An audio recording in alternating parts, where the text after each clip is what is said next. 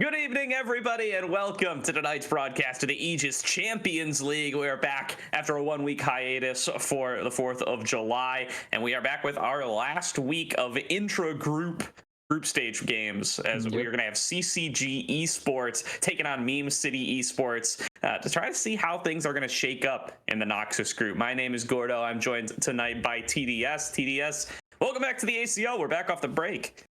Can't believe after the break we're going straight to the last week and now immediately into playoffs. And also the funniest thing is, yes, we got the break, but I didn't even celebrate anything. I'm not American, so technically it wasn't even a break for me. It was just a regular week that went by. Yeah, no, just a day. We got plenty of American players though. They deserve their break for that week. So took some time off. We're back now. Everybody's ready and raring to go. There's been a patch since then. There's been a lot of developments, so gonna be super cool to check out. But first things first, let's break down the stakes for tonight's match a little bit, because we were talking before we got started. The tiebreakers are weird. It's gonna get a little confusing here. So CCG Esports, they currently own second place in the Noxus group. You really want to be top 2 in those groups because it'll lock you in to being able to make playoffs, and then you just start to play for seeding coming into this week 6 and week 7. So CCG Esports, with even a single game win tonight, will lock in that second seed over Packwatch. If they get 2-0'd by Meme City Esports, so they have a chance to play spoiler here, as well as their record matters for trying to make playoffs later on as those 5th and 6th seeds. But they also have a good chance to play spoiler here. If they 2-0 CCG Esports, then it will be a 3-way tie at 2-2, and it'll go all the way down to the 5th level tiebreaker, where Packwatch will actually win it on total game wins. So Packwatch is out here. They've got their own match to play, but they're also big Meme City Esports fans tonight. CCG fans, y'all are just hoping for one individual game win, and you will lock yourself top 2 in the Noxus group and lock yourself a spot in playoffs. Yeah, technically everything is on them to get their spot and qualify easily.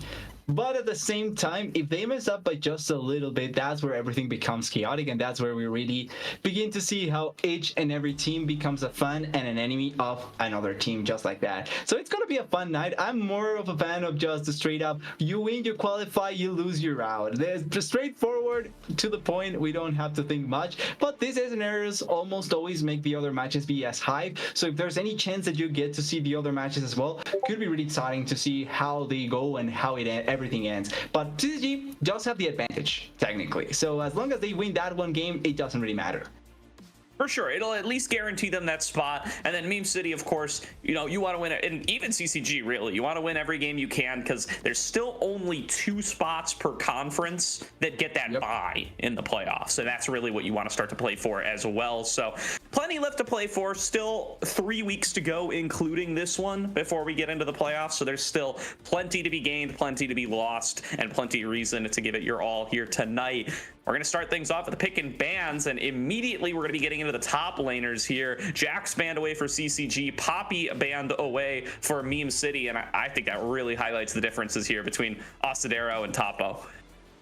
Exactly, the focus going a bit on the other side of the spectrum. Also considering the potential flex as well, thinking about the Poppy being that flex inside of the jungle and the top lane, and then the Lee Sin as well to add onto the jungle pool. A really interesting approach that they are taking. The LeBlanc ban, I think, quite interesting, because we are in the post static shift nerfs. Obviously, there's still champions that can take it, so you technically are not against going one of those champions that can take the static shift, but it's much weaker compared to where it was previously. The Kai'Sa pick going around that, but also with the flex potential, and the Vayne. So I'm not sure if this is the Bane build that there's some people saying. I think it was Lethality Creed Bane, if I'm not wrong, something like that. I've seen around the Twitter some builds like that, so I'm not sure if it's that, but if it is, I'm excited to see it. Yeah, if it is, I'm not ready for it. So I'm going to be relying on you to carry me through that one, TDS. With the Kai'Sa priority still staying big, even if we come into a new patch, even as we have those static shiv nerfs. You know, it was like a Moss on our last stream here, who was just hard slamming that Kai'Sa, playing it as a really powerful counter to that LeBlanc as well. Is where we've gotten to see it. But here, LeBlanc's going to be banned, but the Kai'Sa going to be insta-locked by CCG nonetheless. That could be for Rock Boom, could also be coming into the mid lane for Radar, as there's going to be the Ornn lock-in for Topo in the top lane. This man does love his tanks, and he is going to be able to secure himself one here with his Poppy having been banned away. And technically trying to secure this as soon as possible, because second round bans are typically the ones where you target those top laners much more effectively than in the first one.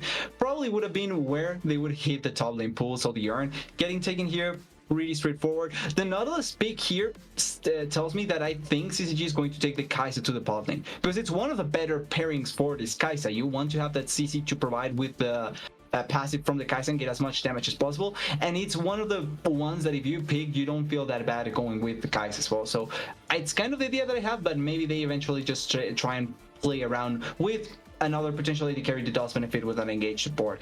And the win to close it out does bring magical damage, does give you a good matchup into the Ornn, and late game is going to be really difficult to stop the potential split push coming in from Meme City. So it's going to be an interesting matchup up there in the top lane.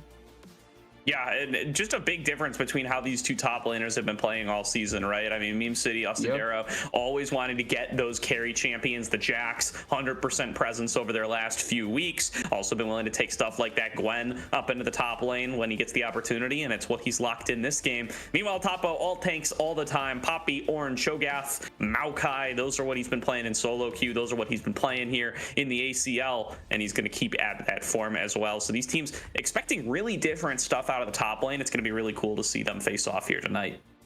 Yeah, it's going to be a really nice mix-up to try and see, and I feel like it's what we're going to get in both games. Don't expect to see either a Bruiser be Bruiser matchup or a Tank be Tank matchup. It's going to be a mix-up of both in both games, or in every game potentially if they go to 3. So it's going to be a really interesting dynamic that we end up seeing. And now with the bans coming through, a lot of jungle focus plus a Braum just in case to deny that Ornn and the Kai'Sa, they take it away.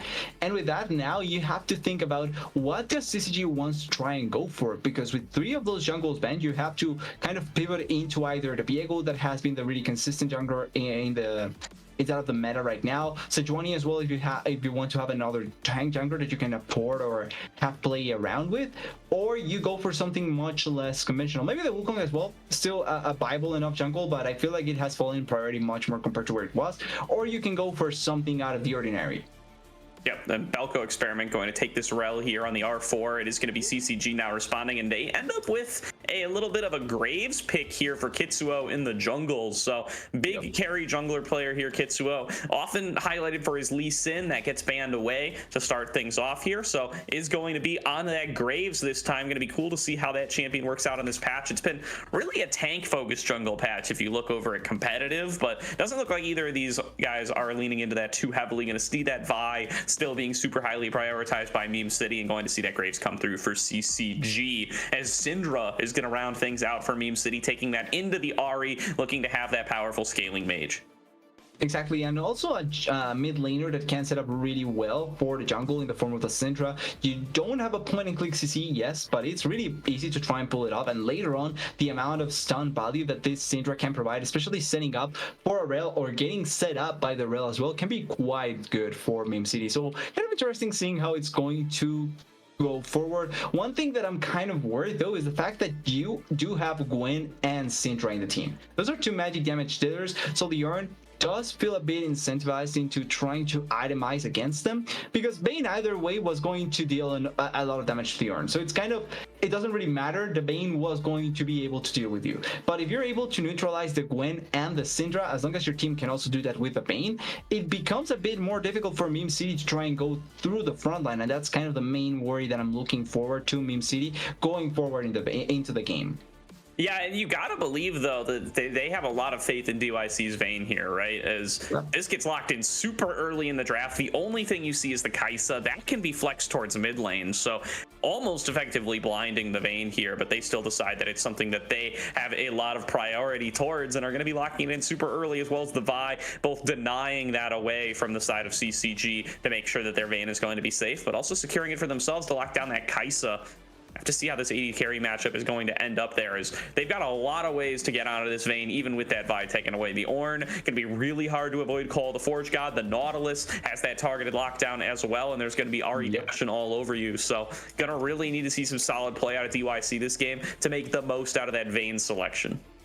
And I think crucially, the fact that you have the point and click CC on the Nautilus, right? One of the hardest things to try and lock down the Vayne is the fact that she can both move away and become invisible at the same time. If you're not able to have something really straightforward and effective to try and lock her down, it can be difficult sometimes, but the Nautilus here going to find that big amount of value, and the point and click to layer CC down later on is going to be massive as well. Another thing to also keep in mind is going to be that smoke screen. Even if a bit of CC misses, if you're able to get that smoke screen down, you can try and mess up the way that the Vayne moves around in teamfights, and the pattern becomes much easier for CCG to try and play around with. So I'm really looking forward to also seeing how Kitsuo performs with the Graves. A jungler that I think, yes, it's not really in the current spot in the meta, like he's not currently in the spotlight in the meta, but I feel like it's undervalued with what he can do. He can go tank buster, he can go assassin, and he can find so much value in so many compositions because he's a jungler that can farm well, scale well, and even can gank sometimes really, really effectively because of the smoke screen value. So I'm looking forward to how he performs with Graves.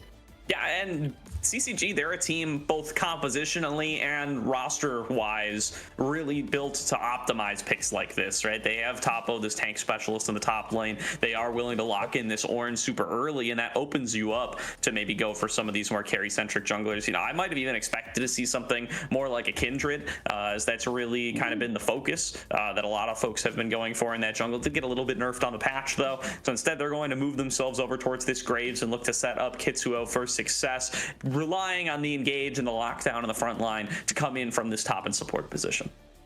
Hey, if you have the tools to try and play around with it, why not go for it, right? Especially when you know so obviously what you're proposing the team is going to be, right? If you have a top lane player that plays tanks, you play with the tanks and have the identity of going for carries in somewhere else. Or if you're, for example, EG Challengers, you have a carry top laner, you go for the carries and play around that really effectively. Something that we talked about so much in our podcast in the South Mine about team identity, having your identity and knowing what to do around it. So I think CCG, with that in mind, will try and play really effectively with the top lane and with the jungle. We also can see the runes. I love how we get this really fancy production value. Like, we get the fancy slides and all that. Yeah, we've really been bumping it up for this season, so get real hype. For season 3 ACL, it's just going to keep upgrading split over split, so definitely want to stay tuned as we get on further through ACL season 2, and we're going to see, it is going to be that fleet work coming through for the Graves in the jungle. So if anybody's trying to see what the new meta going to potentially be here, Kitsuo giving you a little bit of a preview with that fleet work setup, going to just try to sustain himself in the jungle. I don't think this means, you know, static shiv or anything like that. That's, you know, usually what it means on LeBlanc. I don't think it means that on Graves, but there's plenty of options. But if we get it, I would love to see it. Just to see how it works. Yeah, pretty much. That's kind of the idea there. And are you also taking the electrocute, going to be a bit of more aggressive? I don't think mid lane matchups are revolving around, if you can burst people, electrocute. If you can get gold, first strike. If you can poke, area is pretty much kind of the dynamic that it's going now around mid lane after the shift nerfs. The Kai'Sa opting away from the energizing attack means that probably she's not going Shiv, instead could end up going for the Kraken Slayer, which is still a viable build. Like, Shiv was broken, but a Kai'Sa ID was still a thing anyway, so you can just go for it really effectively around that. And then supports shouldn't be surprising yet. Everything pretty much how we expected, I would argue.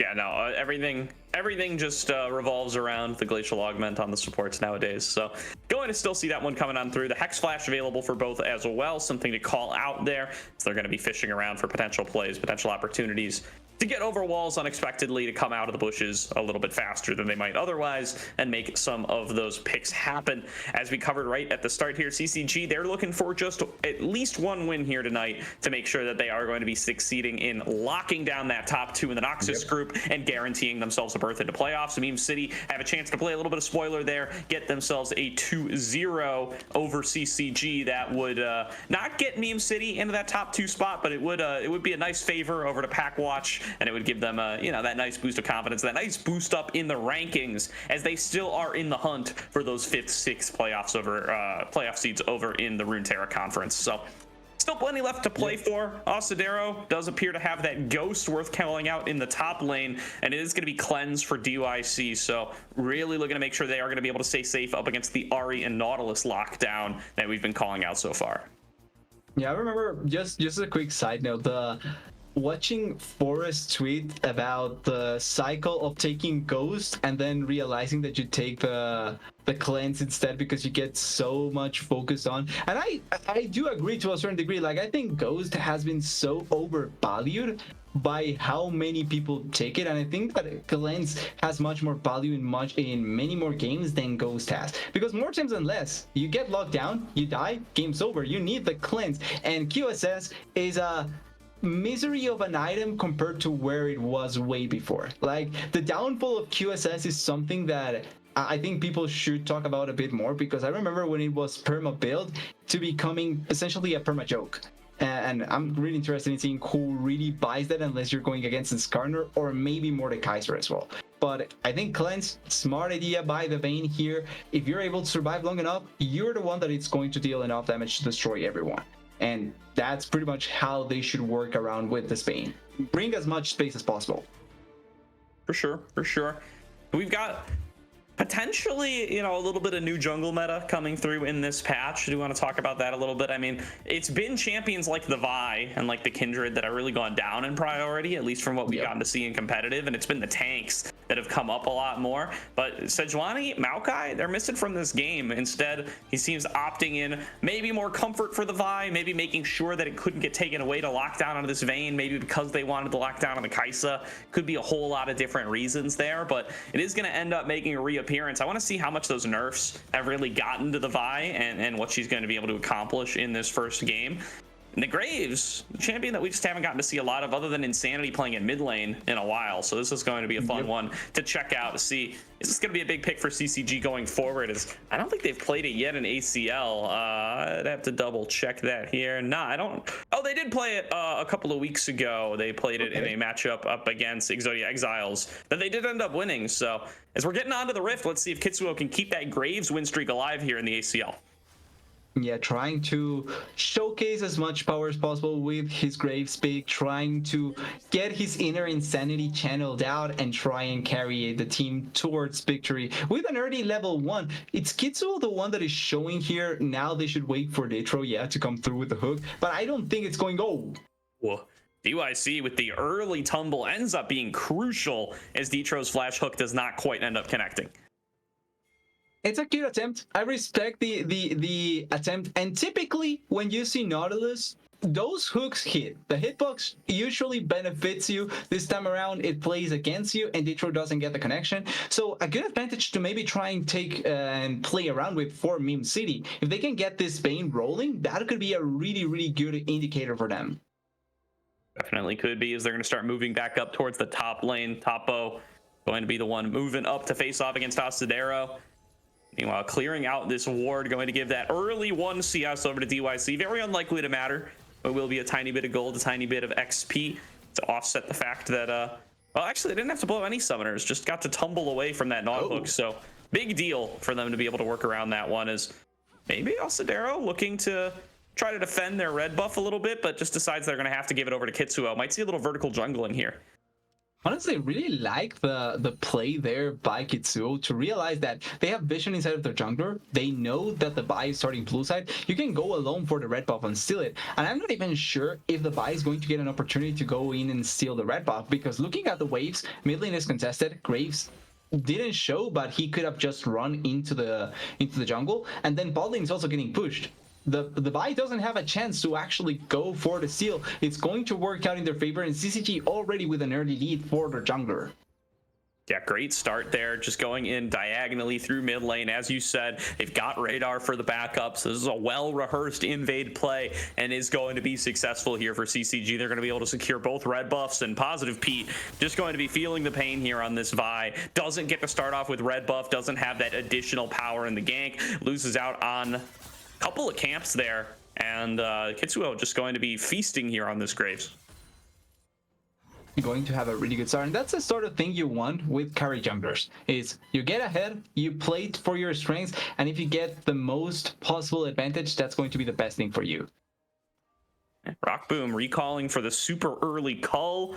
Knows that Detro is instead just going to roam on up towards this mid lane, maybe fish around for something. Positive Pete, though, he's only got one choice without a red buff, and that's going to be to get top lane. Topo not going to be able to immune the CC. He's going to go down for first blood over to Asadero, but now Detro in the mid lane trying to lock down on a Pain Shell, who will go down to Radar. It's a 1-for-1 trade across the map, and Meme City are the ones who secure themselves first blood. Yeah, I'm not gonna lie, I really don't like how Topo ended up playing that. Not because it was necessarily wrong, but the Graves was coming up topside. Kitsuo was roaming effectively. The difference between him surviving there could have really been the way that you played with your flash. If he flashes initially and then holds the W to ignore the knockup or the CC, that gives enough time for Kitsuo to at least come into play, and could have been the way to turn around the situation. But Topo gets way, or plays it a bit weird, and at the end it turns into the first blood. The movement from Detro was really good and does secure a counter kill, but overall, it's much more valuable what happened topside. Junglers meeting here in the tribe rush. Kitsuo going to push back. Positive Pete does have that buff advantage. Is that early game Graves is going to force Positive Pete to maybe just back off, take a little bit of a recall here. Still plenty of camps left for Kitsuo to farm up when the time does come. But just making sure that this top lane doesn't get out of control. It's an unfortunate scenario there for CCG that they end up giving that value back over to the Vi this early on. Interestingly enough, though, because the Gwen wasn't able to back and TP back yet, she still doesn't have a huge advantage over the Ornn, so the Ornn can take most trades and try and win them as effectively as possible. And evidently, you're seeing that here. It's effectively a gold lead for Topo for the time being, as he's the one who's been able to cash out, but Pain Shell at risk of getting ganked here once again. Kitsuo coming up. There's a nice flash charm coming through from Radar, and Pain Shell now at risk of going down. One more flash, one more auto will do it, and Radar gets himself another. Really nice flash there by Kitsuo, but Radar with the follow-up. Oh, wait, engage. Flash stun from Belko into the crash down. Nicely played. Great block from Detro, though. Buys enough time. Belko experiment drops down, and Rock Boom now trying to get out, but gonna get hunted down by DYC, who now has Detro in his sights. The flash is back up, though. Detro goes for the Spider-Man and moves himself out of the way. He'll be able to survive another day. It does end up being a 1-for-1 in that bottom lane. Yeah, perfect ping positioning there to know where Brockman was going, and then be able to follow up really easily there by DYC. Really like the play. Positive Pete, even though the start for the buy wasn't the greatest, has been going around the map really, really well and finding good plays for the team. Securing first blood topside, securing a kill for the Vayne early on down there on the bot side. So all in all, really nice sequence of events for Meme City. The mid lane, though, it's the place where CCG has their biggest lead, and that's the place where they need to look for more advantages. Not necessarily trying to kill Pain Shell more, but instead opening up space so that Raider can move around and find value for the rest of the team. Yeah, I mean, a really tough position for Pain Shell here, who has now gone down twice in a row. Does have access to that flash to try to escape from the next one, but just getting tougher and tougher for him here as he's now substantially down in gold compared to Radar. Yep. And using that pressure in bot, that pressure in mid, CCG are just going to start up this dragon. And this is almost always the kind of play we see where you have control over mid lane and bot lane. Dragons, super valuable, you go for them as soon as you can, and you try and get the early control over them. First dragon going to be Hextech, and second one going to be Cloud, which means that we're getting a potentially good soul. Oh, wait. Oh, nice hook there from Ditra once again, but this time the flash does come out and Pain Shell will be able to get out to safety, but still going to have their wave shoved in, going to give more time for Radar to move around. He does have that Spirit Rush, could influence top, could influence bot, but top Bo getting ganked again on the top side. Positive Pete has arrived for the second time. Call the Forge God going to knock him up for a little bit longer, but top Bo just cannot hang in the 1 versus 2. Positive Pete gonna pick up the kill. It's way too much damage, sadly, for Topo. He tried his hardest, but it's going to be really difficult to stop that from coming through. And another kill up there in the top side. Meme City doing a really good job at playing to equal out what CCG is bringing forward. They are trying to punish the not weak points, but the easiest places to try and get advantages, and are giving gold to their most important carries. Painshell may be feeling the pain, but the rest of the map is happy. Oh, the hook on the DYC actually connects. Belko runs right past Ditro, not expected to find him in that bush. DYC ends up taking a little bit of damage for it. Will be just fine, though. Is out of summoners, but was able to create the distance, and Rockboom did not quite want to walk through all those minions. Another hook nearly connecting from Ditro. How did that connect on DYC in the previous play? The model should have been on top of the hook, so it shouldn't have worked out that well. But now those things, I tell you, that first hook at level 1, every other game connects except this one. Oh, Ditro? Ditro a bit cursed right now, and potentially going to be cursed with an upcoming jungle gank, as Positive Pete has snuck into this bush and is waiting. The stun is going to connect. Here comes the Vault Breaker. Bounces right into Ditro, but he does manage to connect with the hook. It does not matter. Belko Experiment going to be the one who ends up claiming that kill, but there's reinforcements available for CCG. They're going to make sure this wave gets pushed in one way or the other, support or no support. Meme City, they get a little bit extra gold in their pockets, and now are going to be able to just pick up this wave. Nicely played.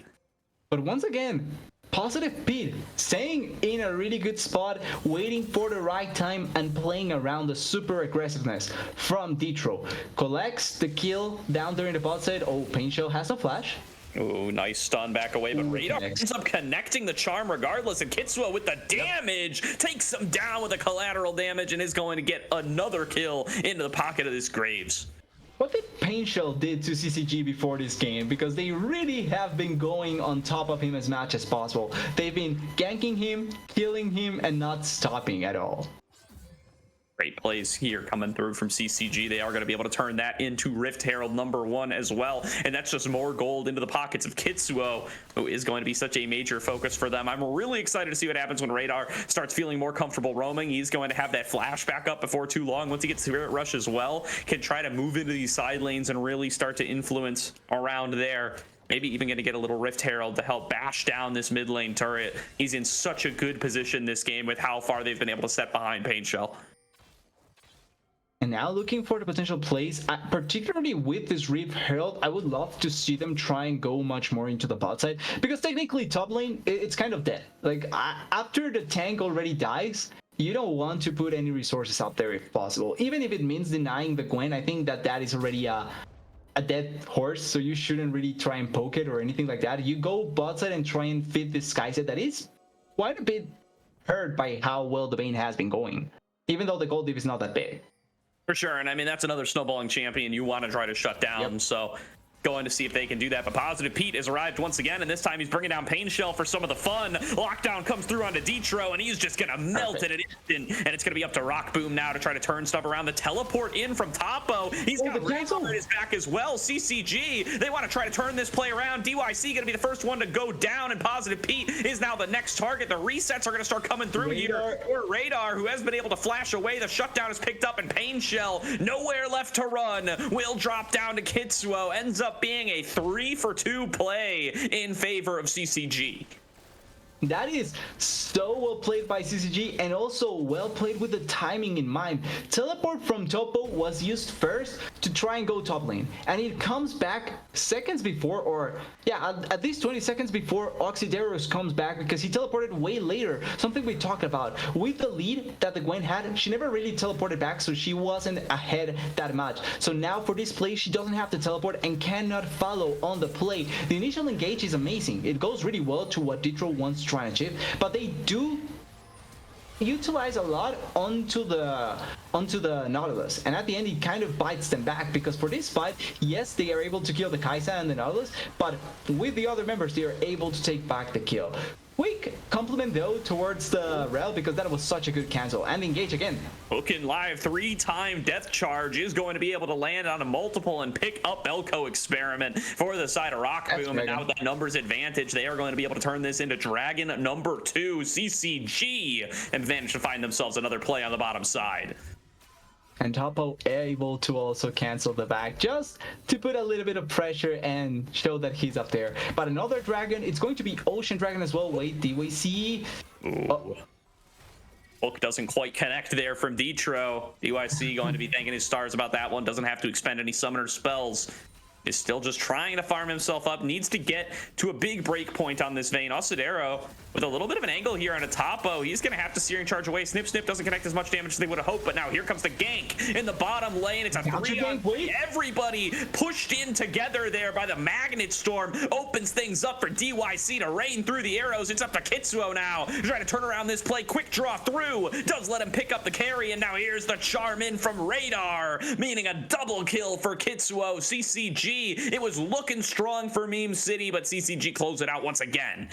Kitsuo is just way too strong at this point, with lethality already completed, has the Yomus, is dealing so much damage, even against champions that technically should be able to survive against him with armor. It doesn't really matter, he just goes over them and is able to deal so much damage and kill them. That being said, the initial counter engage from Belko was really good. It was a play forced by CCG, and we are here in the replay, we can see it perfectly. It starts from CCG. The initial engage is really good by them, but here, the way that he's able to deny the continuation of the engage and force Rock Boom into a horrible spot. They kill the Kai'Sa quickly enough, but because Kitsu is untouched and he's so strong, it doesn't really matter at the end. Crucial as well, the fact that the Ahri is first to move. She will always be able to move first because of how much advantage they got out in the mid lane. So they are able to make their plays even more valuable for them. Now going to result in about a 1.5k gold lead to CCG, and Belko Experiment caught trying to traverse between the lanes too far up in the river, and that's going to be another kill to Rock Boom. CCG again taking control over this bottom side, going to be able to get some vision down in this jungle, going to be able to force DYC off that bottom lane turret, and they're going to reap even more rewards. Yeah, at least they finally give a kill to Rock Boom, so he's not going to stay farther behind or far behind from anyone. And they are also going to probably collect this first turret block. The bot lane turret wasn't really healthy, so they should be able to take it right now. And quickly to mention as well, it's going to be the Bane with the static shift, so I think it's going to be the one that I've been looking online. All right there, so I can see, yeah, like the crit Vayne build, you go into like Essence Reaver from there is what people have been doing. So gonna be an interesting one if that is the choice of Mythic here. Haven't seen too much of it yet. We'll see how DYC is gonna be able to perform. But he's got his work cut out for him. He's up against a 9-kill participation Kai'Sa. Rock Boom has just been given a lot of money from kills and circumstance, and is really going to make it tough. DYC tumbling in here, wants to take the one-on-one, but I don't think you win that, my friend.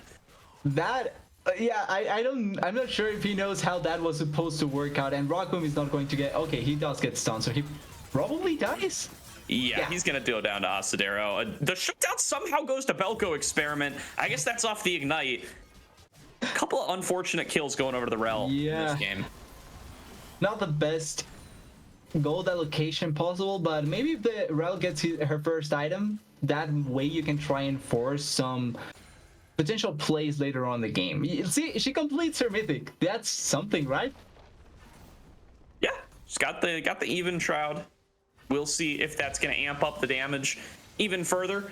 Radar teleporting in here, sees an angle onto Asadero, has committed the ultimate, does land the charm in the middle of the mist, and looks like he'll be able to chase him down the rest of the way. He's got 2 more charges. So far hasn't expended them, and now is given enough time for Positive Pete to rejoin. This is going to be the turnaround off the back of the cease and desist. Radar just throwing out spells, desperate he gets something happen, and he does it, but it's too little too late to get the reset. Now is just going to get chased down by Positive Pete. Ends up being a 1-for-1 shutdown gold given over to the Vi. Meme City getting more than they probably earned off that one.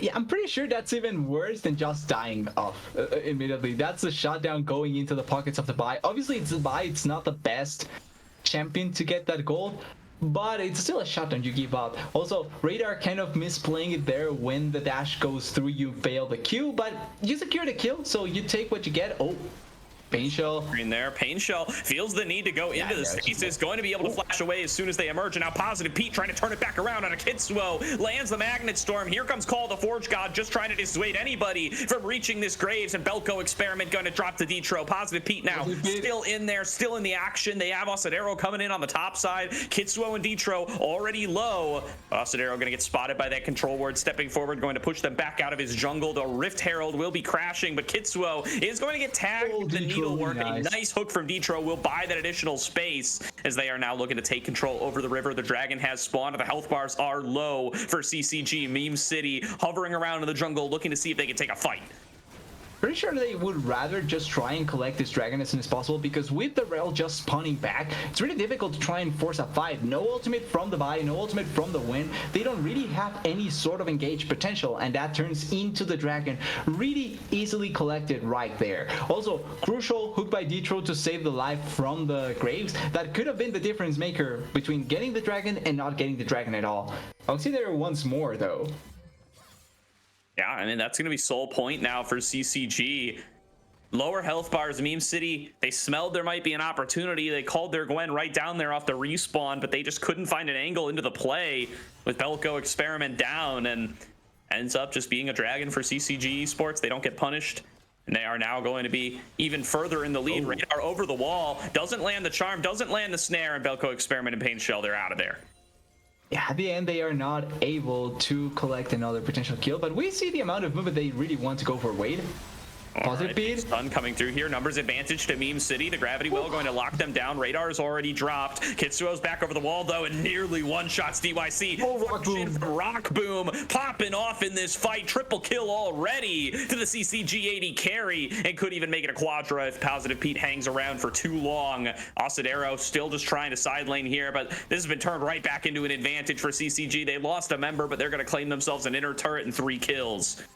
Yeah, Rockboom really was feeling like he didn't have any highlight moment just yet, and just like that, goes in for the play, flashes over the stun, and gets a couple of kills for himself. Triple kill and a lot of gold for this Kaisa.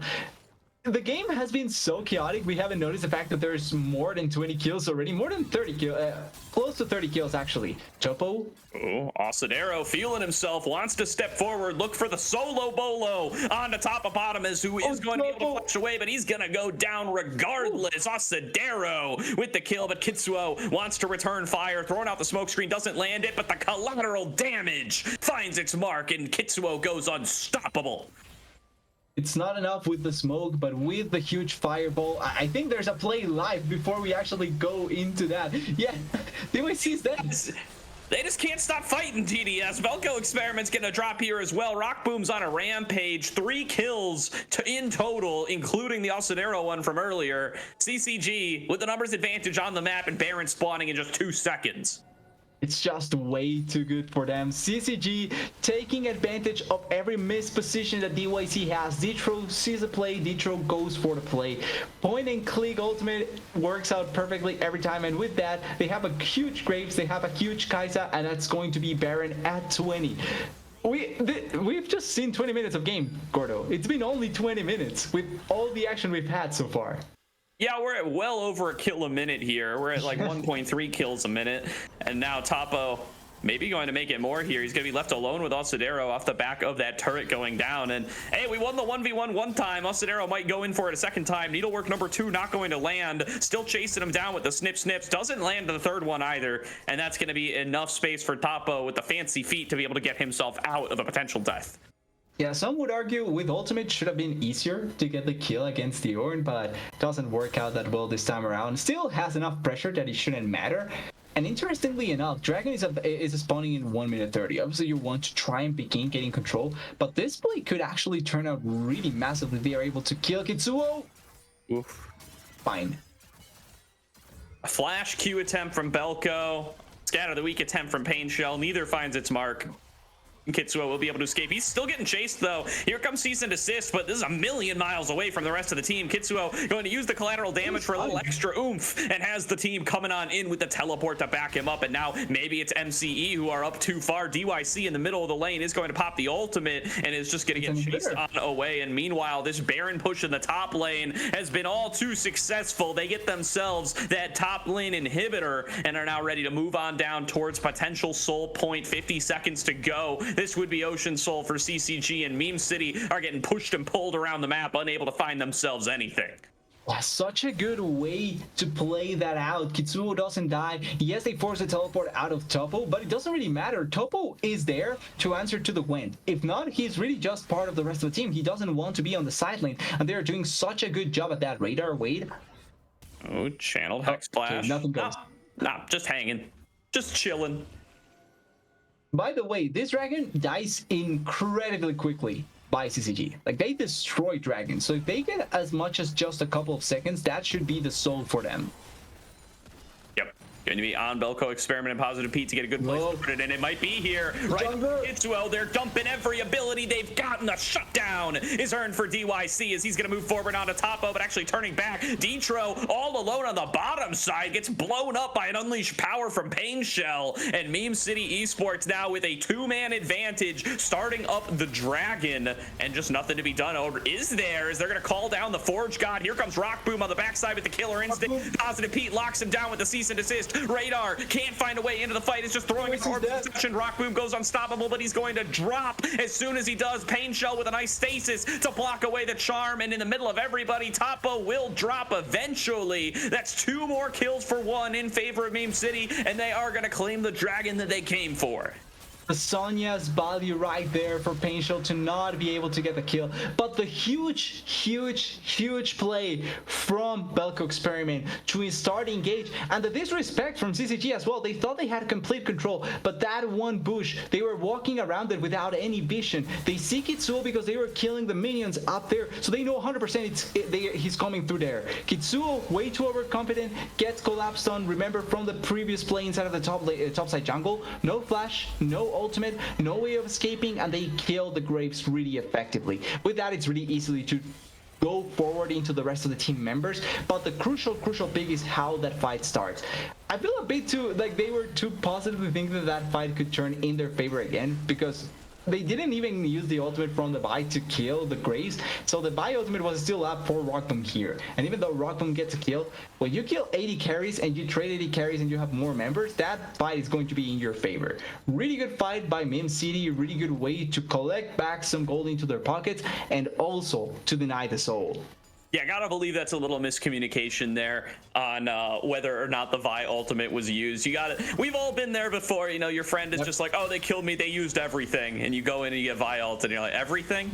You really mean everything? Is now here comes the lockdown on Asadero. There's everything for him as he's gonna end up going down to Kitsuo, and that is almost all of the gold that Meme City have accumulated other than on the DYC. So much of that value has been on Asadero, who has been able to develop a huge CS lead in the side lanes, and now he's going to be down for this upcoming siege. Yeah, that pretty much shows that they needed to throw everything onto Kitsuo and find him with his pants down to pretty much kill him, because after that, if you're with your team, if you're in a really good spot, that shouldn't happen twice. They kill Oxidero, they aren't able to take any other inhibitor just yet, but the control so far for CCG over the map is still really high. That being said, Meme City still has really good scaling. Technically, you have the Vi, you have the Bane, you have the Syndra, and you have the Gwen. These three champions scale exceptionally well. If you're able to buy enough time, that could be something that Meme City can look forward to. For sure. Extra red buff hanging around here. So far, is gonna get grabbed by Radar. Finally, they do hand that one over. Seen too many of these just sitting around the map unclaimed on this new patch TDS. Yep. Gonna come down to just the old mid lane or ARAM hanging around, looking to push in onto this Nexus turret. Trying to find more space. They are taking a lot of the vision out of the jungle. Oh, that failed?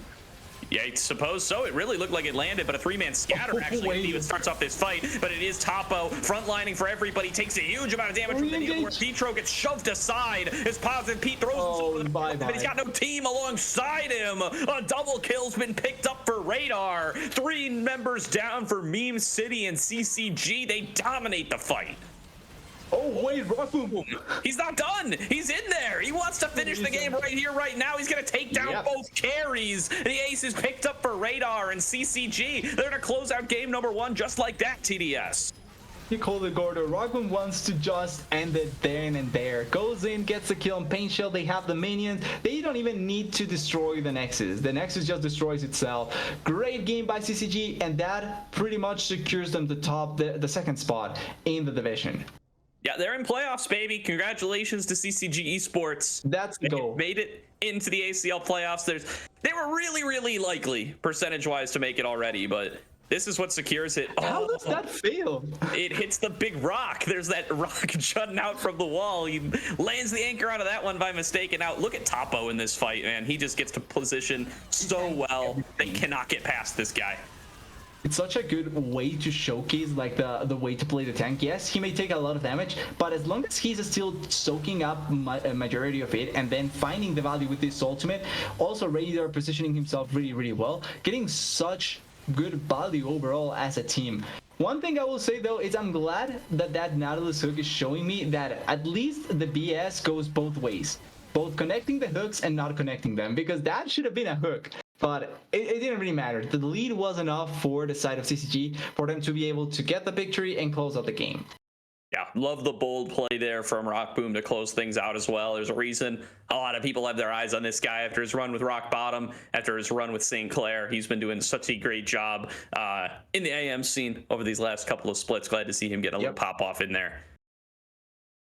Doing a really good job at that, and I'm glad to see these players showcasing such good unity sense when going in as a team, because a lot of those fights were won by the way that they were trying to force them and how they were trying to play them. Even though they did have the lead, like they were really far ahead anyway, but they played it in a really good unison and showing that they can be a really scary team. Like look at the gold lead. Yes, at one point it was scary because there was some good leads that the Vi was able to get for the team, but after that it's just a complete mountain going upwards. Yeah, and they better. I mean, I called this out earlier, but the way this team is constructed, you know, if you're going to have a tank specialist / coach in the top lane with Rockboom at ADC, you better be able to front to back, guys. That's your main game plan. That's plan A, B, and C here. And CCG show it in this game number 1, playing some great front to back team fights and taking themselves the win. And securing themselves a playoff spot at that. Now, we haven't touched much on playoffs. Obviously, there's still spots left. But if you're a team looking for playoffs, obviously CCG is one team that you don't want to face, especially when they ramp up. I feel it's so weird, but it feels like teams with Rockboom, they don't start the greatest, but they ramp up. They take their time and they become stronger the longer it goes. And it's I don't know if it's something that has to do with Rockboom being the AD carry or anything like that, but it's something that almost always happens with teams with Rockboom. It does show that at least the playoffs are going to be really fun, and there's no clear favorite just yet. Definitely the case here is they're going to have some stiff competition in the upcoming weeks, and there's still more games to play tonight, and they definitely want to make sure that they can get those standings higher up there. They want to take every win they can get. They want to have that superior game record for when those tiebreakers come to pass later on. So we're going to have game number 2 coming up here before too long, as we still have CCG and Meme City Esports fighting it out in the standings, even though we know who's qualifying playoffs. So we'll be back in just a couple of minutes.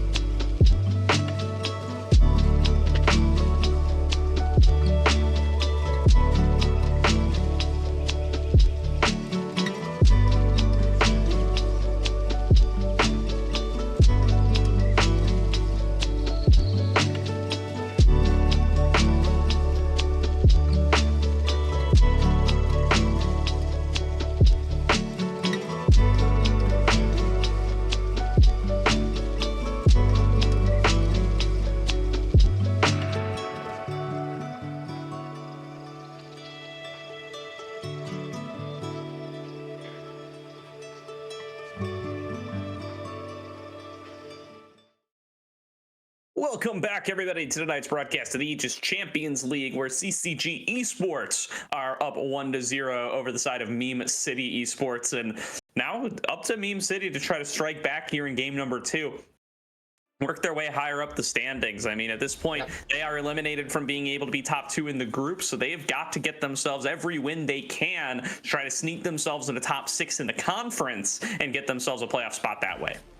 Exactly. It's pretty much on them how they can try and turn around the situation. Obviously, now, CCG still wants to win, right? But the fact of the matter is that now they pretty much completed their goal, technically.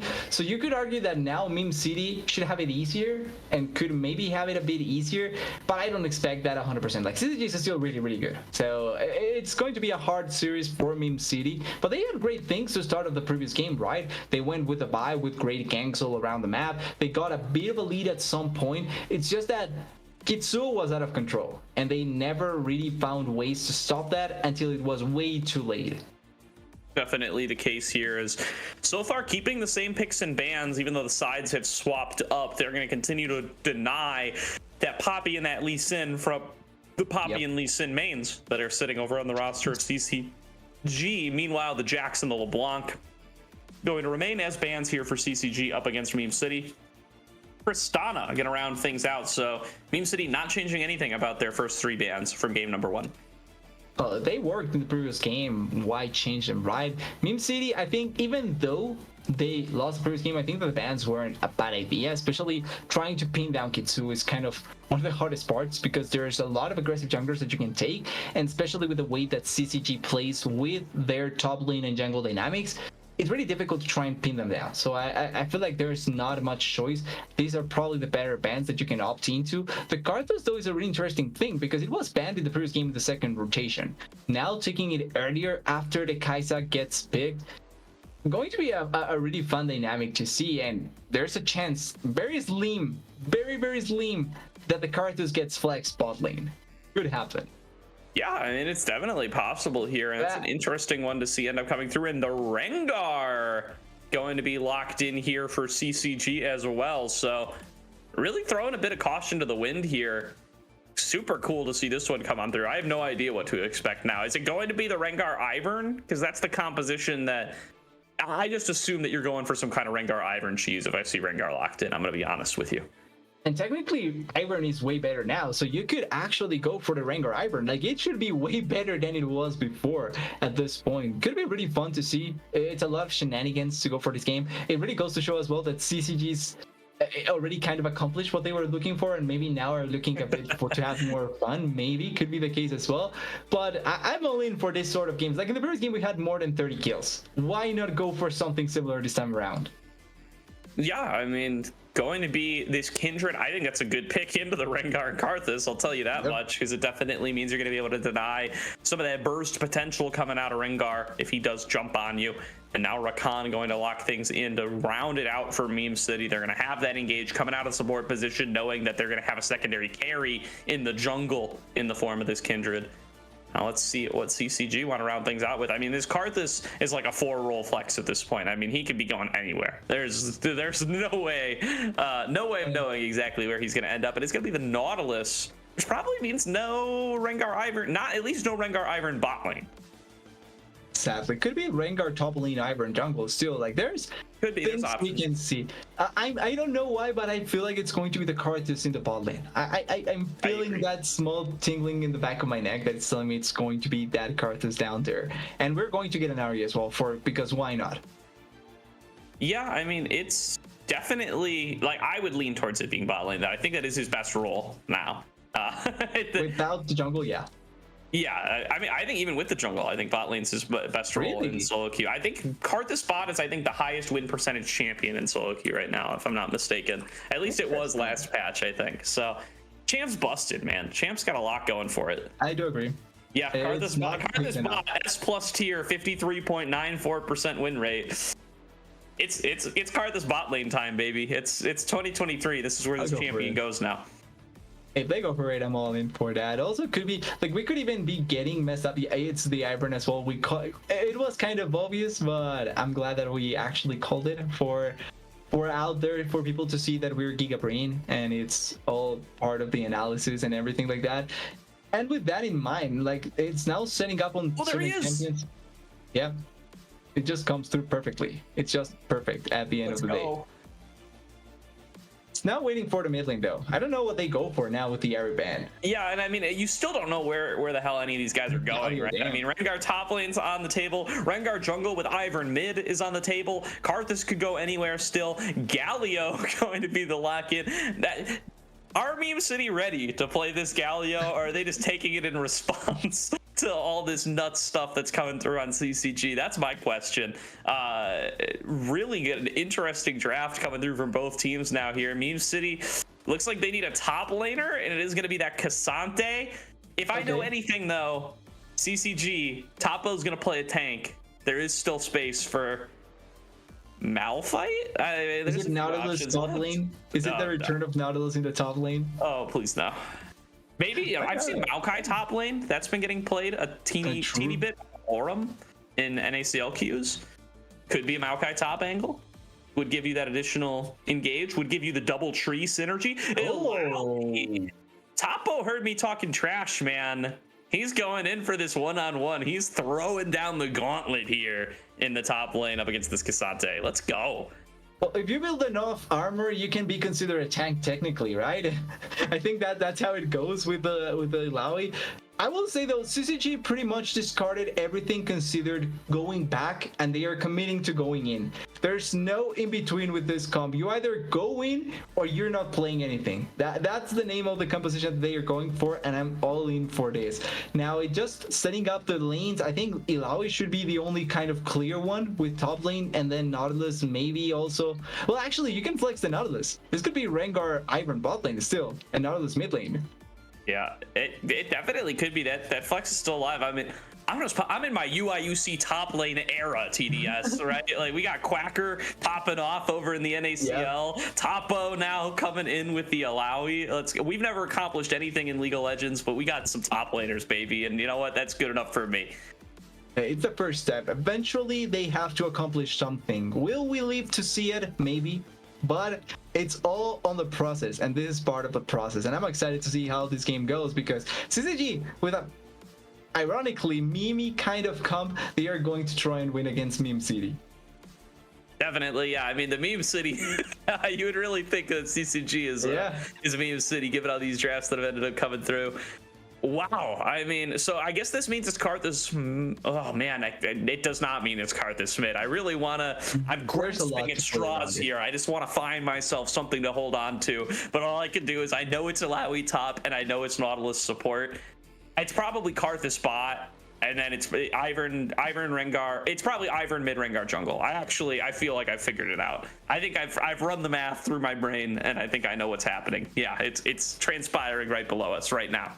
It's an easier matchup as well. Like technically, you want to send someone non-magical damage against the magical tank that is Galio. So the Rengar going there consistently would make much more sense than sending the Karthus. And you can play the Karthus Nautilus bot lane. Like, it's not a bad bot lane. You are not necessarily going to get fully engaged on, and the wall of playing can mess up a lot of interactions as well. It's going to be a fun dynamic down there in the bot lane. And Ivern and Rengar really don't have to even play for mid lane. They can just abandon the lane, push it, and then go bot lane as well, and make a party happen. Yeah, like I think here's the thing, right? I think to play Rengar in a lane, like especially. Oh wait, is it me? Okay, Gordo caught up. Yeah, just a bit. I got it. It's a disc controlling angle. It happens. There you go. Thank you very much. Perfect timing as well. I don't even know where I was, but. So I don't think you could play Rengar in like a duo lane unless the duo lane is Ivern. So in order to take him as the bot lane duo, you'd have to do. I suppose you could go Karthus mid Nautilus jungle with the Rengar Ivern bot. You could go Nautilus mid Karthus jungle with the Rengar Ivern bot. So you could. There's still a lot of flexibility left available if they want to. They can do whatever they want at this point. You also have to think about who can probably play their champions better, and I'd be willing to bet that Rockbone can play Karthus and cannot play Rengar. At least I'd be willing to bet that. It depends a lot on that as well. Just betting against my guys. So here's a crazy thing. I thought this, and I was looking through my notes on CCG and I couldn't find it. Meme City are experts on this composition, at least somewhat, because in a couple of weeks ago, up against Primal Instinct Black, Meme City ran Rengar jungle, Ivern mid, Karthus bot. They've actually been playing this composition, and now they're facing it down in the form of CCG, who have not played it before, to my knowledge. But we'll see if that. I wonder if CCG is aware of this. That Meme City, they know the tech. They're comfortable with this composition. Maybe they know the weakness. Do they know the tech though? That's what leads to the Galio lock-in. They're like, listen, man, when we play the Rengar Ivern Karthus, we get hosed by Galio every time, man. Yeah. Lock it in. Well, thinking about it logically, which is something I shouldn't do when thinking about the comp that we're seeing, right? If you press W and they jump on top of you, they are pretty much messed up because you are able to lock them down in position. That being said, one of the biggest things that I kind of always think about when looking at comps that go in as heavily as CCGs is that, are you fast enough to react to it? That's the main thing. I would want to imagine that high-level players like this should be able to, but as shown by the Annie resurgence, it doesn't really matter if you're high level or not. You still get hit by things that you're not expecting. So I'm just waiting to see if the Galio is really going to be that miraculous canter, or if Meme City are going to get memed on. Yeah, I mean, I think we're in the Annie pro play era. We're in the Malphite pro play era, the Blitzcrank pro play era. We've done away with these myths that high level players can't get hit by basic, really well telegraphed skill shots. They can, and they do. So we'll see how it ends up going on through here. I really want to see how this Galio works out, man. I mean, I suppose you can just push and move. I think that would be my guess, is that like this is one of the champions that can actually just like AFK push up against Ivern. I mean, you have the magic shield to resist him just throwing seeds. What does he throw? Throwing grass at you. Whatever Ivern throws at you, he can resist it, and he just clears waves all day long like it's his job. So we'll see how Radar is going to be able to navigate that matchup. Yeah, technically it's also looking like it could be Tangalio based on our fancy production graphs. It's going to be the Galio with Aftershock. So I think that could be a possibility. Especially, I think something that could be seen this game is the Event Shroud on the Galio. Couldn't that be something to try and provide more damage for this guy? It does have the 3-out attack rune to try and deal as much damage as possible. Could be something really interesting that ends up coming through. And then supports are almost always the same. They don't surprise me anymore with the runes, sadly. We got a Guardian coming on through for the Rakan. Doesn't mean much. Will be a little bit of extra safety up against this potential burst damage that CCG are bringing to the table. Probably not going to be that useful. Yeah, I mean, so here's what I'll say, right? Like CCG, they're not crazy mobile, right? Right. Yeah. So if they start to fall behind, I mean, they are just going to get chased to the ends of the earth. They're going to get locked down by Rakan. It's going to be Kaisa dashing in. There's going to be Galio with the backup lockdown. It's going to be Cassante pushing you around. It's going to get tough if they fall behind. I mean, but they do have this comp that feels like it's built to be able to get ahead in Snowball, right? Topo has the counter pick in this top lane. Miserable matchup for Cassante is the Alawi. And then Radar and Kitsuo should be pairing up, should be making plays around the map as well with the duo that they've set up for themselves. So if Kitsuo gets going again, he is going to define the match. If they can shut him down, though, there's room for Meme City to play here for sure. Yeah, but this pretty much, I want to steal a term that Slayer used in our podcast in the Southline this week that I love, and it's the snowball melting, right? Yeah. And this pretty much how CCG has to play it. Like, this is the snowball has to go as strong as possible, that you're able to run down everyone that comes in your way.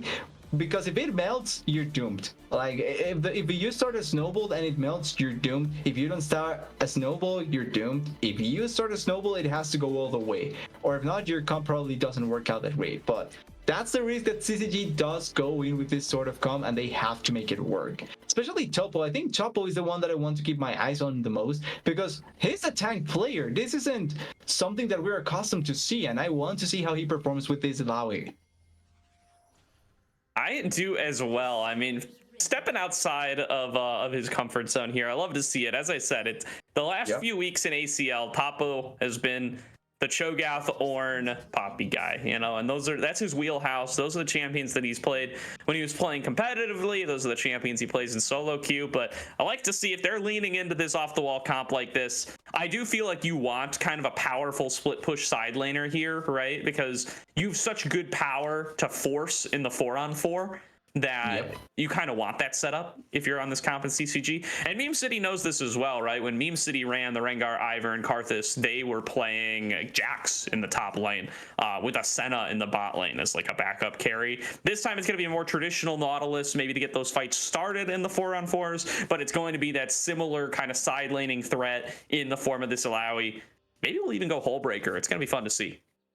And that's something that typically we don't talk much in most compositions, because with the current meta, you're mostly incentivized to go for the 5v5s, right? But playing 4v4 and the 1-1 on the side typically can net you more advantages. And I think that CCG with this comp, even though it looks really wacky, it's better constructed for 4v4 and 1v1 on the side lane than just going straight up for the 5v5. If they're able to keep that up in the whole continuation or duration of the game, that would be much, much better for them than if they go into a 5v5 at any point.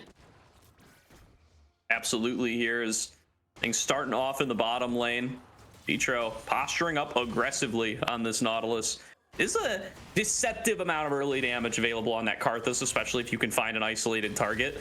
And Rock Boom is just going to be shoving this lane quickly and easily. Throws down the wall of pain. Here comes the hook from Detro. They are looking to take advantage of their early level 2. Has been matched, though. And DYC and Velko experiment. They're going to sustain through it just fine. Rock Boom already lost half its mana. Pretty much down on mana already before the level 3 power spike. But hey, that's okay. He's trying to get as much damage as possible. Bot lane going pretty much as kind of expected. Mid lane as well, not much happening. And top lane, Topo taking a bit of damage here by Oxidera though. Yeah, Oxidera pressuring early on. I mean, you got to get the full combo on the Illaoi, but you do have a lot of regen available as well. The Tentacle Slams going to bring back a little bit of health here and there. See how he's going to be able to keep that one going. And we'll have the Test of Spirit here before too long as well to guarantee future Tentacle Slam lands. I'm kind of curious how it feels for an AD carry to pass from playing champions that out-attack fast to Karthus, one of the slower out-attackers in the game. Like, pretty much you cannot out-attack with the Karthus at all, because you miss out on a lot of the timings. Yeah, definitely. I mean, mid laners deal with this all the time, though, right? I mean, you know, you play Lucian mid one game, you play Cassio the next game, you play Anivia. It happens. Yeah, but it's definitely possible, but it's not something that marksman players generally have to go through. I do agree with you there. Exactly. Like, the thing is, mid laners have to go with it pretty much every game. Like, marksmen did this once and they cried. They pretty much changed the game after everyone was against the fact that their bot lane meta couldn't be played. So it's not like they're accustomed to this. It's possible, and it's not like it's impossible to do it, but certainly it does change a bit of how you try and opt into some matchups. Definitely does, especially you know, when you end up against some interesting matchups as we have here today. Kitsuo paying a visit to the bottom lane, is spotted on the ward. The hook does land from Detro. The opportunity to follow up does not present itself. Kitsuo wasting a lot of time, does jump out of the bush, does get the lock. Oh. Here's the flash and the auto. Velko experiment, gonna be able to escape, does have the heal blown from DYC. Detro not gonna be able to turn that into anything though. Yeah, that is aggressive. Kitsuo still is seen on a ward. Wave, engage. Oh, Detro not letting loose here. Kitsuo coming back in, looking for the jumps out of the bushes, goes in once again. There's another root on the Velko experiment, the Bola strike. Latching onto that Rakan like it's heat-seeking, and does end up picking up the first kill of the game for CCG. They were in Vision since the start of that play, and that still works out. I don't know why, how. Wait, Kitsuo going in? Oh, now the lockdown coming through. No. Positive Pete, nowhere left to go. Another jump for Kitsuo! He gets himself a 2-0 lead here for CCG, and this time the kill credit goes into his pocket. That's what you're hoping for on the Rengar. Yeah, I don't remember who said it on the Twitch chat on Aegis, but they did say that CCG could play this comp and they destroyed, and I'm beginning to believe that. Two really good plays already. Yes, Detro stole the first blood, support things right there, KSing the first blood as always, but then Kitsuo does get that second kill. And now we may see a similar situation from the previous game, Gordo. Kitsuo snowballing. That is something to fear. It definitely is. I mean, especially when he just has the free jump available to himself whenever he wants it from Radar, who has built himself up a little bit of a CS lead here as well. The Pain Shell pushing lane has not been enough to prevent Radar from being able to roam into the bot lane early on and set Kitsuo ahead, and now that might just continue to be the case. I'm actually not even sure if he's winning the push. I've seen more times Radar being able to push Pain Shell than vice versa. Like, it feels like Radar gets the first move, and if he gets the first move, that's pretty much doomed, because now you have the duel able to move around and set up for plays. Definitely do. Kitsuo now finding himself up on the top side. A little bit of a CS lead built up for Asadero in the top lane. Some of that will get equalized as Topo arrives up towards the top lane here. But so far, that's been the place that's going the best for the side of Meme City. They're now behind in the bottom lane. Just a quick thing. I'm not an Illaoi player, nor do I watch much of it. Is it normal for you to go lethality with her? With who? With Illaoi. Oh. That's a good question. Is that normal? What is normal anymore, TDS? Let's be real here.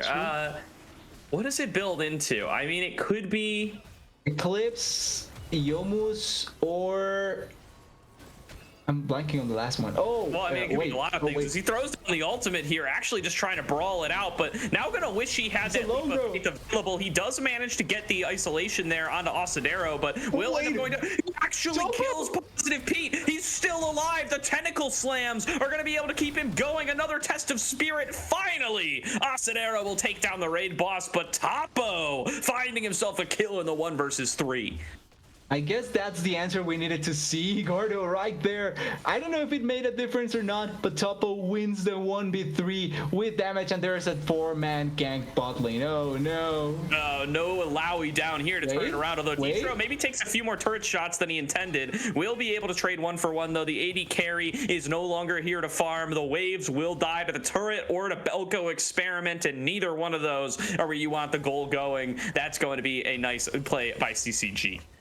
Yeah, 1-for-1 in bot lane, not a bad trade overall, but Topo right here in the top lane, this is the sort of play that you want to pull up with Illaoi, by the way. You set up the Test of Spirit, with your ultimate you get huge amounts of damage, and the huge value from Illaoi here, and why you want them to come into you, not the other way around, because your tentacles are already set up. If they're coming into you, you get huge amounts of damage after the matter. Could have gone even better if not for the extra layer of CC that the Galio does have. But what a great sequence of events from Topo up there in the top lane. Gets the kill for himself, even though he gets shut down. Wade, Pincho? All right, Detro going to get locked down here. Radar is there with a little bit of extra support, a little bit of extra shielding, and the flash over the wall will be enough to get him out there. Team City not going to be able to capitalize too much. Able to escape really easily. Absolutely no worry at all, right? For sure. They're going to try to turn this into Rift Herald. Topo's up here, though. He's going to have Leap of Faith in just a second. He doesn't have Flash, but this is still somebody you got to respect. The root on the Belko experiment. The quickness finds nobody. And now what is the call? They're going to let this go. They decide, hey, you know what? We don't have to gamble the whole game here. I know we got Topo, but let's just let it happen. We're fine. So here's the thing. I know you say they shouldn't gamble the game in that play. I think they should have. Their composition kind of makes me feel like you have to take those gambles. And after Belko already used the quickness in there, I feel like you have to commit. Or at least maybe threaten to commit. But they decide it's better not. I respect the safety in that play. They still are ahead, so it shouldn't matter that much. And they are saving themselves for a potential future play after that. Don't know what though. Raccoon? Yeah, they were outnumbered as Rockboom was still in bot lane while DYC was in at least getting close to Killer Instinct range. You do have Requiem, so it's kind of a 4.5 v5, but still, they just decided it's not worth it. Topo throwing down Leap of Faith once again, claims himself that little ghost vessel, whatever you want to call it, and gets some good damage there on Asadero. He's still getting quite a bit of damage onto Asadero. Oh, and another one. That's going to hurt. Yep. The Test of Spirit, it gets a little obnoxious. Just bashes on it for a while, turns Cassante into a vessel, gets some more tentacle spawns. Now Kitsuo arriving in the bottom lane, focusing down on a Belko, who's going to have to flash away. And now it's Pain Shell, who might be up a little bit too far. Requiem coming down, going to land some damage, gets nullified as much as possible by that grand entrance. Got to assume that's some of why this pick has come on through. Wall of Pain doing a lot of work. DYC trying to farm up, but getting hit by Skittles. Loses a fair bit of HP, and now Kitsuo looking around for the dive. They're calling down Radar as well. He's going to interrupt it onto all three. And now here comes Kitsuo trying to go for the follow-up dive. The Justice Punch is going to lead Kitsuo, going to have to hide back out inside of the bushes. The follow-up wave is coming, and now Detro can lead the charge on this dive. Does manage to lock down DYC. Belko Experiment going to drop, as does DYC. Rockboom is feasting in the bottom lane. Will go down for the execute. Can he get out of Pain Shell? Yes, he can. That's a triple kill to Rockboom, but the turn back around is coming through from Positive Pete, who does blink forward, looking to get onto Radar, but Radar can flash away himself and get out of dodge. It is 2 kills, I think, over to Meme City, and 4 for the side of CCG. 3 for CCG. They get, I think it was a 3 for 3, no? Because they get Kitsuo, they get Rockboom, and they get Detro. They don't get Rockboom, it's an execute, Oh, Rockboom was executed. Yeah, technically it wasn't really a kill, so perfect. That works out perfectly. The grand entrance here to deny some of the damage, like you were pointing out, to Belko Experiment. I don't think Rockboom still had the damage to be able to kill him at this point in the game with a Requiem, but it's a nice attempt at stopping it. But the cancel here that Kitsu is able to get, I feel like he went forward a bit too early here because he took way too much damage onto the turret. Waiting for Detro would have been much better, and that sets up this kill. If they had played a bit with the time, probably could have worked out much better. In live, there's going to be the lockdown on a Rockboom. He's going to get sent in ghost form before too long. Does start to channel the Requiem, it looks like, but doesn't actually come on through. Did he start channeling it before he died? I think he did it before he died. Oh no, it's not what you're hoping for, but the lockdown comes through out of DYC. The hook does land, and the damage is there from Kitsuo's Rengar. Pain Shell gonna drop as well. 2 kills for CCG. They turn the play around even without Rockboom. And just like that, it didn't matter that Rockboom died. They get the kills anyway, 2 kills plus the dragon. I hope that we get the replay to see that, because I think Rockboom actually did get a kill. I think it wasn't up. I think the passive did some weird stuff with the indicator. Oh, let's see. Here, he is about to die. No, he didn't have it, so it probably was just a weird visual bug that really didn't show the ultimate being up or something like that. Yeah, he did use it in the previous play as well, so yeah, it was timing like super fast. Exactly. It was ticking down really quickly, so it does look like it was something like that. Is a nice double kill here picked up for Kitsuo regardless. Shutdown gold as well on a DYC. Going to be even more money in the Rengar's pockets and a 2K gold for CCG. Oh, actually, and we haven't seen much from top lane. Of course, there's a pause after they start fighting. We haven't seen much from top lane, and Topo actually went for the Duskblade, interestingly enough. All right, so invisibility, I guess. I guess so. Yeah, well, I guess it does. It gets you that little bit of on-target ability, hopefully during your ultimate. So your tentacles are just slamming down, healing you back up while you can't really get messed with. I mean, it makes sense. I dig it. Yeah, why not? Pretty interesting. Also, Caddy apparently says that it's a pretty niche build, so I'm going to believe our producer, because I have absolutely no idea about Ilaoi, so I cannot comment much on it. All right, does seem there's some all chatting going on, but that can't be seen by all you guys. I thought I heard gameplay in the background, but maybe I'm just memeing here. We'll be back here before too long. We are in a meme kind of game though, so it can happen. Like Meme City against a meme draft, why not, right? For sure. Well, this has been a crazy one thus far. I'll tell you that much, TDS. We're getting back in here. We got a little bit of the screen freeze. It is going to be that Moonstone Ivern coming through to heal up the rest of the team. And look at all this money that's just been funneled into Rock Boom thanks to that triple kill. He's got the Leandries done already. He's got to be feeling very happy with how that's turned out. Yeah, he's been alone for quite a bit. Like, most of the time we've seen with Fan to bot lane, it's Rockboom by himself because Detro is roaming, and he is doing a really good job at keeping himself up as much as possible in farm.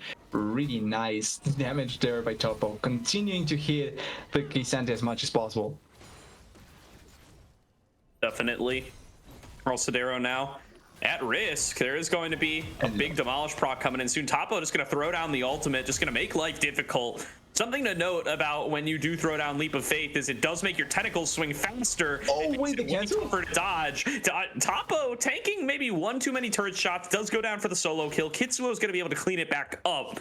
And now some alone time with a turret for Kitsuo. Might be able to net first turret gold. Meanwhile, here's the engage to the bottom side. Detro with a nice knock-up coming through from that depth charge, going to net some alone time for Rock Boom, who does channel the ultimate, getting some good damage in there. Another proc on the Dark Harvest. Once again, pretty sure that doesn't kill even if the fruit wasn't used, but more damage, more Dark Harvest value, and they look like they want to try and dive because they know that the Rengar is not here. Oh, Rock Boom, you're by yourself now. Detro has ditched his marksman here, man. Rock Boom is all alone. Positive Pete gonna have to throw down the ultimate, but Rock Boom will drop regardless. And can he get anything back? No, he cannot. He will just go down, has to settle for his Dark Harvest proc. Detro saw an opportunity to survive himself and he took it. He didn't even think twice about staying there with Rock Boom. That's why at the end it's just a 1-0. Yeah, I respect that. You know, Detro sticking for himself makes sense to me. Yeah, I mean, this is a strange one. My brain is melting here. I've got way too many unique champions that I'm trying to wrap my brain around all at the same time, and there's some weird plays going on top of it. But CCG, isn't that what people want to see? This is, I suppose. Champions? This is what we're here for, if nothing else, TDS. And now Topo getting locked down here on the bottom side. Asadero has gone in for the teleport play, gonna knock him back in, goes in for the all-out. Topo gets brought in underneath the turret. Can he brawl it out here? The tentacle slams come through, get him a little more close, but he can't finish the job. Pain Shell going to stay alive through it all, and CCG now going to be down a man. Imagine if he had Black Cleaver. That probably turns out different. No, I'm just memeing. Probably doesn't change much. Oh, teleport? All right, Detro now going to be the one getting collapsed on. It's Pain Shell here coming in for the flanking TP, and Kitsuo now maybe in a little bit too deep, going to have to try to find himself a way out of here. Pain Shell goes into the stasis. DYC finishes off Detro. Now here comes the ultimate knockup comes through. Rock Boom though has worked his way through Pain Shell, and over again leaping out of the bushes. Kitsuo tanks through it all and is dishing out damage the whole way through, and he's going to have Rift Herald now to fully capitalize on all these recalls that have to come through. Rock Boom is going to have ulti soon. Can he cancel some? Looks like Belko so far has not been able to get back, and if he can't get back real soon, he's gonna find himself requiemed by the Karthus. Kitsuo dives in, finds Positive Pete, finds Belko Experiment, double kill to Kitsuo, flashing over the wall. This Rengar's unstoppable. How is Kitsuo both tanky and a huge damage dealer? Like, this Rengar is doing both things super great, and it's working out amazingly. I think Raider has been doing a really good job as well, giving shields and all that, but this Rengar is just way too tanky for their own good, for Meme City's own good, because it's turning out so well for the side of CCG, and they get 2 turrets, a couple of kills, and no real punishment onto CCG. Maybe a kill on Detro? All right, pulling him back in. The Nautilus has been the target, getting bullied the whole way through. DYC does have that killer instinct if he wants to chase further, but there's going to be other CCG members here before too long, and one CCG member in particular who is just going to one-shot you, so going to have to play things a little bit safer. Yeah, right now Kitsuo is way too strong, and they are looking maybe to try and collapse there, but Dragon spawning in 9 seconds. We can see a big fight. Also, but quickly, Rock Boom on the turbo flank here, coming in from the side. There's going to be thrown on through Topo, trying to team fight this one out, diving in. Asadero going to be the first one to drop, and Kitsuo now resetting over everybody, leaping out of the bushes to continue to cut down the members of Meme City Esports. A quadra kill to Kitsuo on the Rengar. CCG demolished the fight, and Meme City are left scrambling. And if not for Rockboom taking away that one kill in the fight, we could have seen the Kitsuo pentakill. But to summarize the fight, pretty much, it was push, jump, push, jump, push, jump. They kill everyone with the Rengar resetting with each jump. And this Kitsuo Rengar is just out of control. And we're back to camps. Replay. All right. It's just that it cannot be shown. That's the thing. All right. We're back. We're back to live. I think that was meant to be a replay. Oh, Painshell finding himself a little lockdown. Topo now without the leap of faith, but he's gonna have it before too long. Can he try to brawl this one out? He's got teammates coming in. Belko Experiment trying to stop that, but Belko Experiment getting one shot for it. Here comes the grand entrance. There is going to be Painshell trying to dissuade the further engage, but he dies to Rock Boom. Now the follow-up by Belko Experiment going to go down. DYC is locked as well, and it's just CCG running through everybody. A double kill goes over to Topo. Asadero, the last one standing, and they are willing to full send it into the base to take him down. The ace picked up for CCG Esports, and they are going to march their way into the base. It's okay, they have enough health, they have enough damage, they have enough to just take down everyone for a second time in a row and take down even more of the base. The snowball, we were talking about this, Gordo, the snowball couldn't be melted, and this is the perfect example of when a snowball truly is well done. It just keeps on rolling and rolling and rolling. Kitsuo rolling and rolling here. And he's not going to be stopped. He doesn't have to stop. He can just keep on going. Kitsuo goes legendary, diving forward, going in on a positive Pete. He's going to be stuck underneath the turrets, and he's getting hit by Skittles the whole way through. Laying waste is Rock Boom as he gets himself on a rampage, goes into the shielding, continues to get topped off by Radar, and there is nowhere left to go. Finally, they are going to have to back it out for now, but CCG, they've taken so much on this push. It's just too much to go for Meme City. A composition that they should be able to know how it works and what to do against it. Oh, Radar? Finding himself a little angle here on the Radar, but Kitsuo's there. This is the whole comp. The whole comp is sitting here in just these two champions, and they're crushing them. Radar cannot be stopped when he's got Kitsuo on his back. He gets pulled over the wall, but his friend is there in just a second. CCG get themselves the 2-0 win when it was Meme City picking the fight. One of the saddest parts is that even if it's a 2v5, for example, technically it isn't even a 2v5 because of Requiem. You get the 2.5 as well to just follow up on the damage. That's how much value CCG has right now. And this Kitsuo Rengar, it's just so unstoppable. 3 items and could get much stronger if he gets another one. Right now, who stops him really? It is Hullbreaker. It is Hullbreaker for Topo. I mean, he's been in the middle of team fights so often. I just assumed he wasn't going for it, but he has. Well, now he's just going to continue this push on the side lane while they start up Baron. Yeah, it's a free Baron. There should be no contest at all. I'm supposed to be a color coster, obviously, but I didn't know that the Hullbreaker now gets benefited for the more champions you have around you. What? Apparently didn't they change it apparently so that now it's the more champions that are around you? No, it's when there's no allied champions near you. Wait, it's still the same. I got baited. Someone told me it was changed. No, nah. They lied to you, TDS.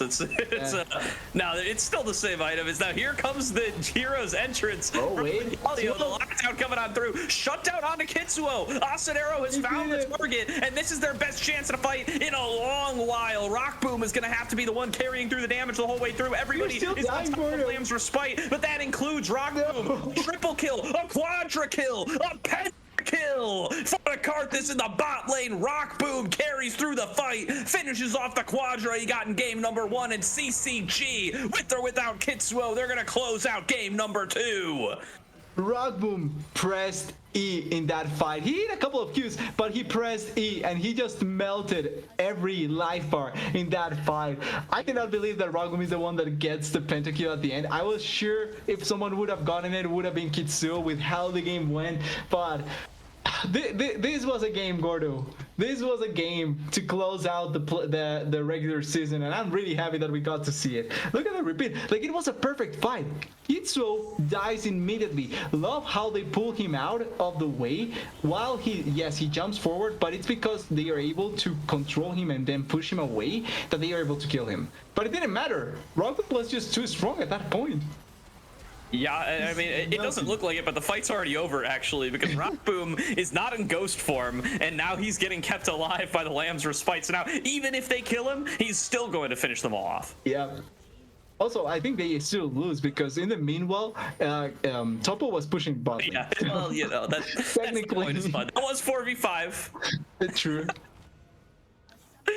Unless you reckon man. the air there or what? Oh, what a game there out of CCG. A 2-0 win to close out the intro group play stage of our group stage. We still do have 2 more weeks of pseudo regular season. Meme City going to be playing up against some of the teams from the other divisions to see if they are in the division, playing against some of the teams in their division to try to make themselves up to top 6 there with some of the folks of the Demacia group and see if they can earn themselves one of those playoff spots. Meanwhile, CCG, they are going to be facing off against the top 2 seeds from the Demacia division and see if they are going to be the Demacia group division group. I'm going to keep these straight somehow. They're going to play against the top 2 teams from the Demacia group. They are going to see if they can earn themselves one of those 2 buys for the Runeterra Conference once we do start those playoffs in about 3 weeks' time. Yeah, everyone wants to get the buys. Just an extra step forward towards the grand finals, towards staying alive for as long as possible, and that's what every upper bracket team is looking certainly for. But since this is not the end for a couple of other teams, you still have to try and take the positives out of the way, right? Yes, Meme City, this game was kind of a meme even in and of itself, so it's kind of hard to take away things. But I feel like there's good things to try and work on. I feel like the biggest worrisome part is going to be that mid lane, because Painshell was really focused this game. And the difference, I think, between him and Raider was really apparent. But they are able to play around that, find their strengths around their side laners, which I think that were really, really strong in the first game, for example. They can have a positive outlook towards the future matches that they have left. Yeah, they definitely can. They showed some good stuff, especially in that game number 1. That was back and forth for a while. And it looks like we are going to have a little bit of an interview with Kitsuo coming up here in just a couple of seconds. So let's throw it to a quick break. Let's get everything set up for our post-match interview, and then we will be right back as Kitsuo joins us from CCG.